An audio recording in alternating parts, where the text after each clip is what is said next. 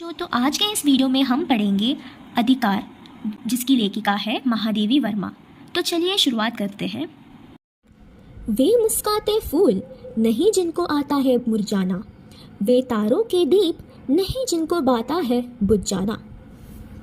तो इन पंक्तियों में कवयित्री महादेवी वर्मा जी कहती है कि वे फूल जो कभी मुरझाना नहीं जानता है, उनकी मुस्कुराहट में कोई जान नहीं होती है। फूलों की असली सुंदरता और सार्थकता उनकी खिलने और फिर अंत में मुरझा जाने के चक्र में होती है। उसी तरह वे तारों रूपी दीपक भी व्यर्थ है जिन्हें बुझ जाने की कोई चाह नहीं होती है। लेखिका का मानना है कि जो चीज़ हमेशा के लिए स्थायी हो जाता है, परमानेंट हो जाता है, हम उसकी कदर करना हमेशा भूल जाते हैं।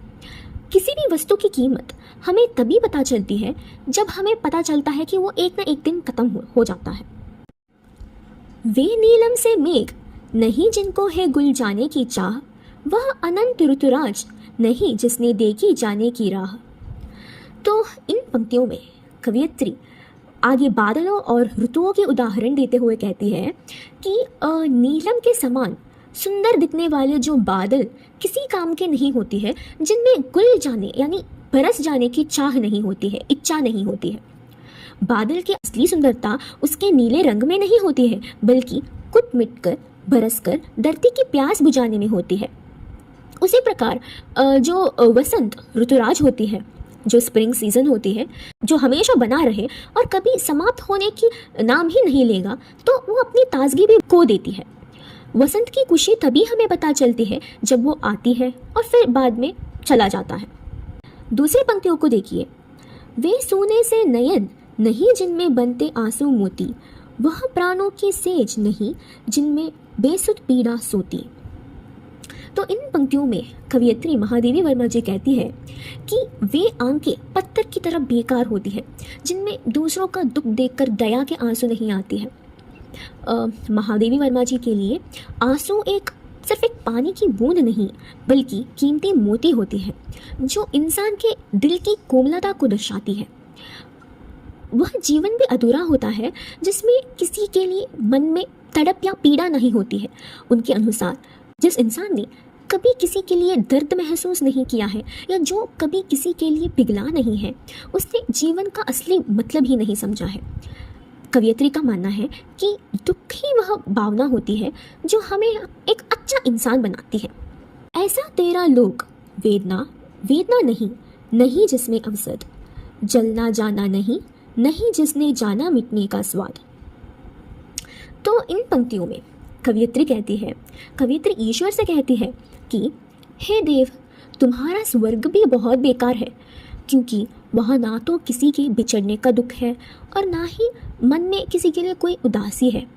जहाँ सब कुछ हमेशा सुखी और एक जैसा रहता है, वहाँ सुख की भी कोई महत्व नहीं होती है।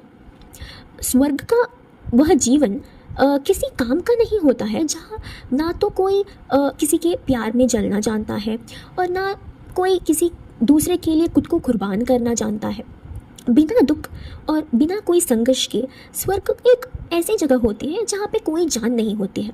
इसलिए कवयित्री इन पंक्तियों से हमें यह कहती है कि ईश्वर का जो स्वर्ग होता है हमारे इस संसार से बहुत पीछे है, क्योंकि वहाँ कोई भी भावना ही नहीं होती है। तो अंतिम पंक्तियों को देखिए। क्या अमरों का लोभ मिलेगा तेरी करुणा का उपहार, रहने दो हे देव, अरे यह मेरा मिटने का अधिकार। तो इन अंतिम पंक्तियों में कवयित्री एक बहुत ही अच्छी और बहुत बड़ी बात कहती है। वे ईश्वर से पूछते हैं कि क्या आप मुझे इनाम के रूप में वह अमरलोक या स्वर्गलोक देना चाहेंगे जहाँ कभी कोई मरता ही नहीं है। वे ईश्वर से कहती है कि हे देव, मुझे वह अमरता नहीं चाहिए। वे इस धरती यानी भूलोक में ही जीना चाहती है, क्योंकि यहाँ उन्हें मिटने का अधिकार है। उनके लिए एक इंसान की तरह रहना, दुख सहना और अंत में मर जाना पसंद है। वो भूलोक को स्वर्गलोक से भी श्रेष्ठ मानती है और वो अमरलोक को भूलोक के लिए टुकरा देती है, क्योंकि उनके अनुसार मृत्यु ही जीवन को कीमती बनाती है। तो इस पूरे पंक्तियों की सारांश या आशय यही है कि मानव जीवन की नश्वरता हमेशा स्वर्ग की अमरता से श्रेष्ठ होता है। कवयित्री का यही मानना है कि प्रकृति की जो सुंदरता होती है वह उसके स्थायी होने में नहीं बल्कि वह परिवर्तनशील में होती है। जैसे कि फूलों का मुरझा जाना, तारों का बुझना, बादलों का बरसकर मिट जाना, यही उनको सार्थक बना देता है। यदि कोई भी वस्तु हमेशा के लिए बनी रहे तो वह निर्जीव और मूल्यहीन हो जाता है। मनुष्य की असली पहचान उनकी संवेदना और करुणा में दिखती है।